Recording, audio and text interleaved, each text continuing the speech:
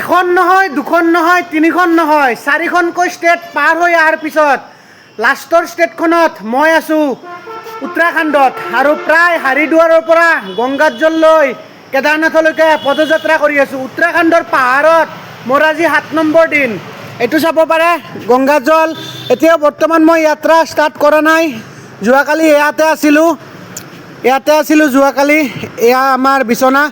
গতিকে যিহে নহওক, মই অসম গুৱাহাটী বশিষ্ঠ মন্দিৰৰ পৰা কামাখ্যা মন্দিৰ হৈ সুদূৰ ৰাম মন্দিৰৰ পৰা হাৰিদুৱাৰলৈকে, হাৰিদুৱাৰৰ পৰা 11 লিটাৰ গংগাজললৈ কেদাৰনাথলৈকে পদযাত্ৰা কৰি আছোঁ। আজি মোৰ 95 দিন আৰু এই 95 দিনত মই ইয়াৰ পৰা যাত্ৰা কৰিবলৈ ওলাইছোঁ। এইটো মোৰ বেগটো ৰেডি হৈ আছে, এইফালে গংগাজলখিনি। গতিকে আপোনালোকৰ আশীৰ্বাদ আৰু যাতে মোৰ কোনো ধৰণৰ একো প্ৰব্লেম নহয় তাৰে কামনা কৰি মোৰ আজিৰ যাত্ৰা আৰম্ভ কৰিবলৈ লৈছোঁ।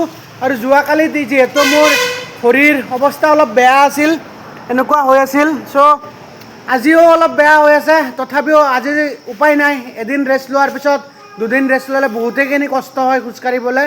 গতিকে আজি মই যাত্ৰা কৰিম। গতিকে ইয়াৰ পৰাই ওলাব লৈছোঁ। হৰ হৰ মহাদেৱ, জয় শ্ৰীৰাম, জয় শ্ৰী কেদাৰ, জয় আই অসম।